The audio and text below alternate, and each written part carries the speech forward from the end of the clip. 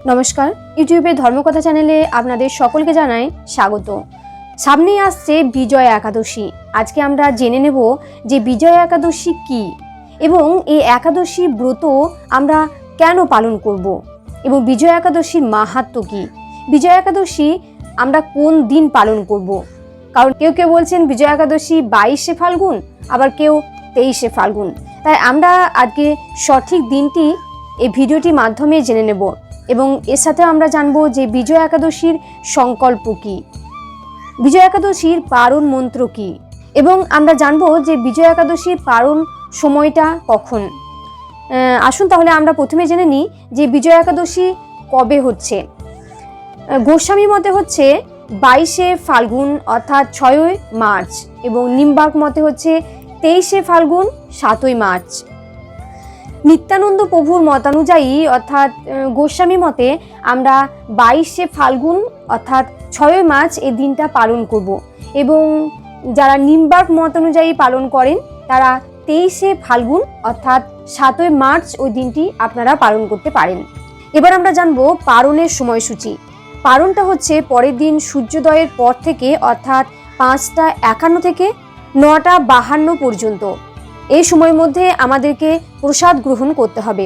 ফাল্গুন মাসের কৃষ্ণপক্ষের একাদশী হলো বিজয়া একাদশী। প্রজাপতি ব্রহ্মা দেবর্ষি নারদকে বলেছেন, হে নারদ, বিজয়া একাদশী ব্রত অনুষ্ঠানের ফলে শ্রী রামচন্দ্র বিজয়ী হয়েছিলেন। সীতা প্রাপ্তি, লঙ্কা জয়, রাবণ বধের মাধ্যমে তিনি অতুল কীর্তি লাভ করেছিলেন। তাই যথাবিধি যে মানুষ এই ব্রত পালন করবে তাদের এ জগতে জয়লাভ ও পরজগতে অক্ষয় সুখ সুনিশ্চিত জানবে। হে যুধিষ্ঠির, এ কারণে এই ব্রত পালন অবশ্যই কর্তব্য। তাই আমরা জানতে পারলাম যে এই ব্রত আমরা কেন পালন করব। সেই সঙ্গে এবার আমরা জানবো যে বিজয়া একাদশীর মাহাত্ম্য। ব্রত মাহাত্ম্য। একাদশী করলে যে কেবল মাত্র নিজের জীবনের সদ্গতি হয় তা নয়, একাদশী ব্যক্তি প্রয়াত পিতা মাতা নিজ কর্মদোষে নরকবাসী হন, তবে সেই পুত্রই পিতামাতাকে নরকের থেকে উদ্ধার করতে পারবে। একাদশীতে অন্নভোজন করলে ব্যক্তি যেমন নরকবাসী হয়, তেমনি অন্যকে অন্নভোজন করালেও নরকবাসী হয়। কাজেই একাদশী ব্রত পালন করা আমাদের সকলের একান্ত কর্তব্য। একটি খাদ্যশস্যের মধ্যে 4 ধরনের পাপ থাকে। সেই পাপগুলি হলো মাতৃহত্যার পাপ, পিতৃহত্যার পাপ, ব্রহ্ম হত্যার পাপ এবং গুরু হত্যার পাপ। আমরা মাত্র একটি দানা নয়, প্রতি গ্রাসে হাজার হাজার দানা ভক্ষণ করি। সুতরাং ভেবে দেখতে হবে যে পাপ কাজ আদৌ করিনি, সেই পাপ কাজের ভাগীদার আমাদেরকে হতে হবে। বিভিন্ন পুরাণে একাদশীর মহাব্রত সম্পর্কে কি বলা হয়েছে? এক হচ্ছে সকল পুরাণে মুনিদের এই নিশ্চিত মত যে একাদশীতে উপবাস করলে সকল পাপ হইতে মুক্ত হবে, এতে কোনো সন্দেহ নেই।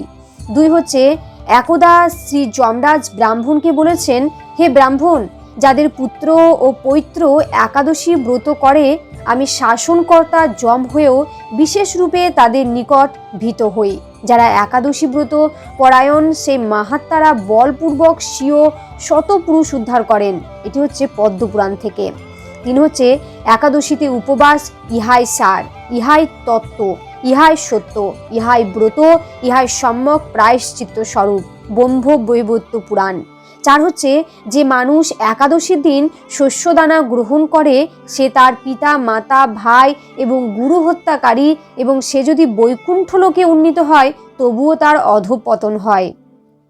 5 একাদশীর দিন বিষ্ণুর জন্য সব কিছু রন্ধন করা হয়, এমনকি অন্ন এবং ডালও কিন্তু শাস্ত্রের নির্দেশ দেওয়া হয়েছে যে বৈষ্ণবদের বিষ্ণুর প্রসাদ গ্রহণ করা উচিত নয়, সেই প্রসাদ পরের দিন গ্রহণ করার জন্য রেখে দেওয়া যেতে পারে।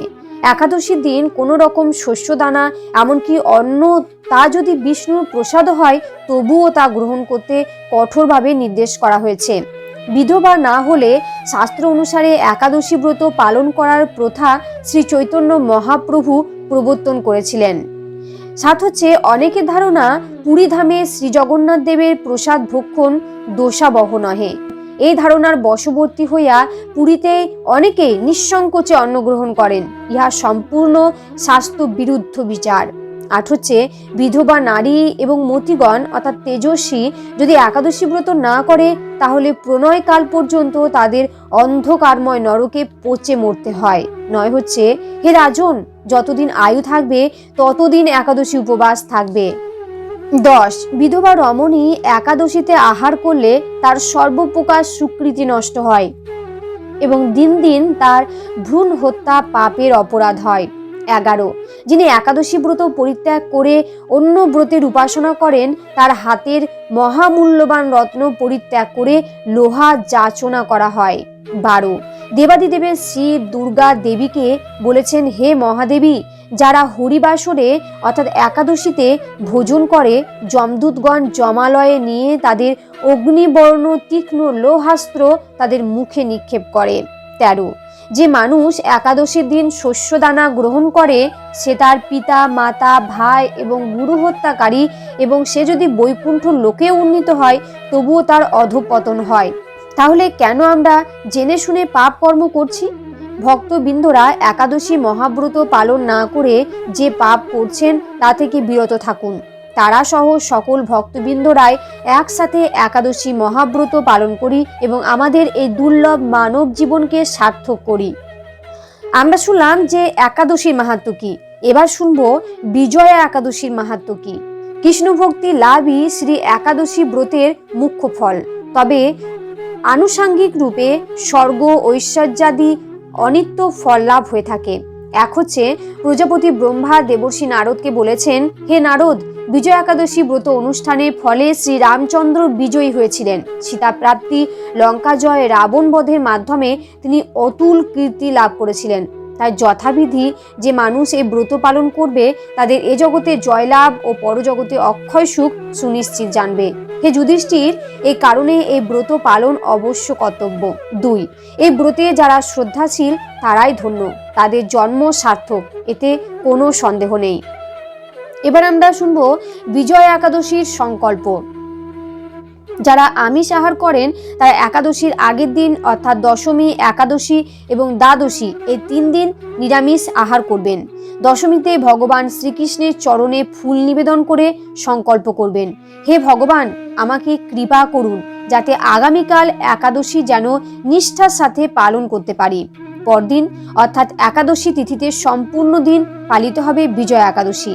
মনে রাখবেন, একাদশীর দিন ভোরে অর্থাৎ ব্রহ্ম মুহূর্তে শয্যা ত্যাগ করে স্নান সেরে শুচি শুদ্ধ হয়ে শ্রীহরির মঙ্গল আরতিতে অংশগ্রহণ করতে হয়। শ্রীহরির পাদপদ্মে প্রার্থনা করতে হয়, হে কৃষ্ণ, আজ যেন এই মঙ্গলময়ী পবিত্র একাদশী সুন্দরভাবে পালন করতে পারি, আপনি আমাকে কৃপা করুন। ভগবান শ্রীকৃষ্ণের সম্মুখে অবশ্যই সংকল্প মন্ত্র পাঠ করে সংকল্প নিতে হয়। সুতরাং এক্ষেত্রে বুধবার ভোরে সংকল্প মন্ত্র পাঠ করতে হবে। একাদশীর সংকল্প মন্ত্রটি এবার আমরা শুনে নেব। একাদশ্যাম নিরাহার স্থিতা অপরে অহনি ভক্সামি পুণ্ডরীকাক্ষ শরণম মে ভাবাচ্যুত। এটি 3 বার বলবেন। অর্থাৎ, হে পুণ্ডরীকাক্ষ, হে অচ্যুত, একাদশীর দিন উপবাস থেকে এই ব্রত পালনের উদ্দেশ্য আমি আপনার শরণাপন্ন হচ্ছি। যেদিন আমরা একাদশী পালন করব অর্থাৎ 22 তারিখ, তার পরের দিন সকালে আমরা পারণ ভঙ্গ করব। একাদশী ব্রত পালন করে পরের দিন ভোরে স্নান সেরে পারণ সময়ের মধ্যে পঞ্চ রবিশস্য ভগবানকে ভোগ নিবেদন করে 3 বার ভক্তি সহকারে পারণ মন্ত্র পাঠ করে একাদশীর ফল ভগবানের সম্মুখে ভক্তি সহকারে অবশ্যই অর্পণ করতে হয়। এরপর সেই অনুকল্প প্রসাদ গ্রহণ করে পারণ অর্থাৎ একাদশী ব্রত ভঙ্গ করতে হয়, নচেত পূর্ণ একাদশীর ফল লাভ থেকে বঞ্চিত থেকে যেতে হয়। এবার আমরা সে একাদশীর পারণ মন্ত্রটি শুনে নেব। ওম অজ্ঞান তিমিরান্ধস্য ব্রতেনানেন কেশব প্রসীদ সম্মুখনাথ জ্ঞান দৃষ্টি প্রদভব। এই মন্ত্রটি আপনারা 3 বার বলবেন। অর্থাৎ, হে কেশব, আমি অজ্ঞান রূপ অন্ধকারে নিমজ্জিত আছি। হে নাথ, এই ব্রত দ্বারা আমার প্রতি প্রসন্ন হয়ে আমাকে জ্ঞান চক্ষু প্রদান করুন। একাদশী ব্রত পালনের প্রকৃত উদ্দেশ্য কেবল উপবাস করা নয়, নিরন্তর শ্রী ভগবানের স্মরণ, মনন ও শ্রবণ কীর্তনের মাধ্যমে একাদশীর দিন অতিবাহিত করতে হয়। শ্রীল প্রভুপাদও ভক্তদের এই দিন 25 মালা বা যথেষ্ট সময় পেলে আরও বেশি জপ করার নির্দেশ দিয়েছেন। একাদশী পালনের সময় পরনিন্দা, পরিচর্যা, মিথ্যা ভাষণ, ক্রোধ, দুরাচারী, স্ত্রী সহবাস সম্পূর্ণরূপে নিষিদ্ধ। এবার আমরা শুনে নেব বিজয়া একাদশীর ব্রত কথা। ফাল্গুন মাসের কৃষ্ণপক্ষীয় বিজয়া একাদশী ব্রত মাহাত্ম্য স্কন্দ পুরাণে বর্ণিত আছে। যুধিষ্ঠির মহারাজ ভগবান শ্রীকৃষ্ণকে বললেন, হে বাসুদেব, হে মধুসূদন, ফাল্গুন মাসের কৃষ্ণপক্ষের একাদশীর মাহাত্ম্য অনুগ্রহ করে আমাকে সবিস্তারে বর্ণনা করুন। ভগবান শ্রীকৃষ্ণ বললেন, হে কৈন্তেয়, এই একাদশী বিজয়া নামে পরিচিত। এই একাদশী ব্রত কথা ও মাহাত্ম্য সম্পর্কে প্রথম দেবর্ষি নারদ স্বয়ম্ভু ব্রহ্মার থেকে জ্ঞান লাভ করেছিলেন। তিনি এই প্রসঙ্গে যা বলেছিলেন তা আমি তোমাকে বলছি। এই পবিত্র পাপ বিনাশকারী ব্রত মানুষকে জয়দান করে বলে এই একাদশী নাম বিজয়া। শ্রী রামচন্দ্রের লঙ্কা জয়ের কাহিনী। ত্রেতা যুগে শ্রী রামচন্দ্র 14 বছরের জন্য বনে গিয়েছিলেন। সীতা ও লক্ষ্মণের সঙ্গে তিনি পঞ্চবটী বনে বাস করতেন। সে সময় লঙ্কাপতি রাবণ সীতা দেবীকে হরণ করেন। সীতার অনুসন্ধানে রামচন্দ্র চতুর্দিক ভ্রমণ করতে থাকেন। তখন মৃতপ্রায় জটায়ুর সাথে তার সাক্ষাৎ হয়। জটায়ু অন্তিমকালে রাবণের সীতাহরণের সমস্ত ঘটনা রামচন্দ্রকে জানিয়ে মৃত্যুবরণ করল। এরপর সীতামাতাকে উদ্ধারের জন্য অগ্রসর হলে বানররাজ সুগ্রীবকে বালির হাত থেকে রক্ষা করে তাকে সিংহাসন ফিরিয়ে দেন। ফলে সুগ্রীবরাজ প্রভু রামের দাসত্ব স্বীকার করে বিশাল সেনাসহ লঙ্কার দিকে অগ্রসর হয়। ভগবান রামচন্দ্রের কৃপায় হনুমান এক লাফে সমুদ্র পাড়ি দিয়ে লঙ্কায় উপস্থিত হয়। সেখানে বন্দী যমরাজকে মুক্ত করেন। অত্যাচারে জর্জরিত উল্টো করে ঝোলানো শনিদেবকে উদ্ধার করেন। তাছাড়া বন্দী ইন্দ্রদেব, বরুণ দেবের মতো সমস্ত দেবতাদের করুণ অবস্থা দেখে ব্যথিত হন। এরপর অশোক বনে সীতা দেবীকে দর্শন করে শ্রী রামচন্দ্র প্রদত্ত আংটি তাকে অর্পণ করেন। সীতামাতা হনুমানের সাথে ফিরতে অস্বীকার করেন, কারণ তিনি তার স্বামী রামচন্দ্রের সাথে ফিরতে চান। ফিরে আসার আগে লঙ্কাকাণ্ড অর্থাৎ লঙ্কা পুড়িয়ে রাবণের দর্প চূর্ণ করে দেন। ফিরে এসে শ্রী রামচন্দ্রের কাছে লঙ্কার সমস্ত ঘটনা ব্যাখ্যা করেন। হনুমানের কথা শুনে রামচন্দ্র সুগ্রীবের পরামর্শে সমুদ্র তীরে যান। সেই দুস্তর সমুদ্র দেখে তিনি লক্ষ্মণকে বললেন, হে লক্ষ্মণ, কিভাবে এই অগাধ সমুদ্র পার হওয়া যায়? তার কোনো উপায় খুঁজে পাচ্ছি না।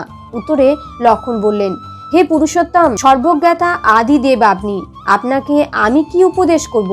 তবে বকদালভ্য নামে এক মুনি এই দ্বীপে বাস করেন এবং এখান থেকে 4 মাইল দূরে তার আশ্রম। হে রঘুপতি রাঘব, আপনি সেই প্রাচীন ঋষিশ্রেষ্ঠকে এর উপায় জিজ্ঞাসা করুন, তিনি নিশ্চয়ই এর উপায় বলে দেবেন। লক্ষ্মণের মনোরম কথা শুনে তারা সেই মহামুনি বকদালভ্যের আশ্রমে উপনীত হলেন। ভগবান রামচন্দ্র সেই মুনিকে ভক্তি সহকারে প্রণাম করলেন।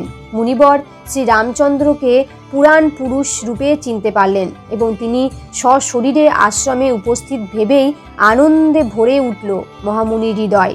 তিনি বিনীতভাবে জিজ্ঞাসা করলেন, হে প্রভু রামচন্দ্র, কি কারণে আপনি আমার শরণাপন্ন হয়েছেন? কৃপা করে আমাকে বলুন, কিভাবে আপনাকে সাহায্য করতে পারি? শ্রী রামচন্দ্র বললেন, হে মুনিবর, আপনার কৃপায় সৈন্যসহ আমি এই সমুদ্র তীরে উপস্থিত হয়েছি। রাক্ষস রাজের লঙ্কা বিজয় করে আমার পত্নী সীতাকে উদ্ধার করাই আমাদের প্রধান উদ্দেশ্য, যাতে ভয়ঙ্কর সমুদ্র উত্তীর্ণ হতে পারি। তার উপায় জানবার জন্য আমরা আপনার কৃপা প্রার্থনা করি। মুনিবর প্রসন্ন চিত্তে পদ্মলোচন ভগবান রামচন্দ্রকে বললেন, হে প্রভু রামচন্দ্র, আপনার অভীষ্ট সিদ্ধির জন্য যে শ্রেষ্ঠ ব্রত করণীয় তা বলছি, মন দিয়ে শ্রবণ করুন। ফাল্গুন মাসের কৃষ্ণপক্ষের বিজয়া নামক একাদশী পালনের সুফল প্রাপ্তি হিসাবে আপনি নিশ্চয়ই সৈন্যসহ সমুদ্র পার হতে পারবেন। বিজয় লাভের জন্য দশমীর দিন সোনা, রূপা, তামা অথবা মাটির কলস সংগ্রহ করে তাতে জল ও আম পাতা দিয়ে সুগন্ধি চন্দনে সাজিয়ে তার উপর সোনার নারায়ণ মূর্তি স্থাপন করবেন। একাদশীর দিন যথাবিধি প্রাতঃস্নান করে কলসের গলায় মালা চন্দন পরিয়ে উপযুক্ত স্থানে নারকেল ও গুবাক অর্থাৎ সুপারি দিয়ে পূজা করবেন। এরপর গন্ধ, পুষ্প, তুলসী, ধূপ, দীপ, নৈবেদ্য ইত্যাদি দিয়ে পরম ভক্তি সহকারে নারায়ণের পূজা করে হরিকথা কীর্তনে সমস্ত দিন যাপন করবেন। রাত্রি জাগরণ করে অখণ্ড ঘি দিয়ে প্রদীপ প্রজ্বলিত রাখবেন। দ্বাদশীর দিন সূর্যোদয়ের পর সে কলস বিসর্জনের জন্য কোনো নদী, সরোবর বা জলাশয়ের কাছে বিধি অনুসারে পূজা নিবেদনের পর বিসর্জন দেবেন। তারপর ওই মূর্তি বেদজ্ঞ ব্রাহ্মণকে দান করবেন। এই ব্রত প্রভাবে নিশ্চয়ই আপনার বিজয় লাভ হবে। প্রজাপতি ব্রহ্মা বললেন, হে নারদ, ঋষির কথা মতো ব্রত অনুষ্ঠানের ফলে শ্রী রামচন্দ্র বিজয়ী হয়েছিলেন। সীতা প্রাপ্তি, লঙ্কা জয়, রাবণ বধের মাধ্যমে তিনি অতুল কীর্তি লাভ করেছিলেন। তাই যথাবিধি যে মানুষ এই ব্রত পালন করবে তাদের এ জগতে জয়লাভ ও পরজগতে অক্ষয় সুখ সুনিশ্চিত জানবে। হে যুধিষ্ঠির, এ কারণে এই ব্রত পালন অবশ্যই কর্তব্য। জয় বিজয়া একাদশী। যারা যারা আমার এই ভিডিওটা দেখছেন তারা অবশ্যই কমেন্টে জয় বিজয়া একাদশী বলে কমেন্ট করবেন। সকলেই বিজয়া একাদশী পালন করুন। সুস্থ থাকুন, ভালো থাকুন। নমস্কার।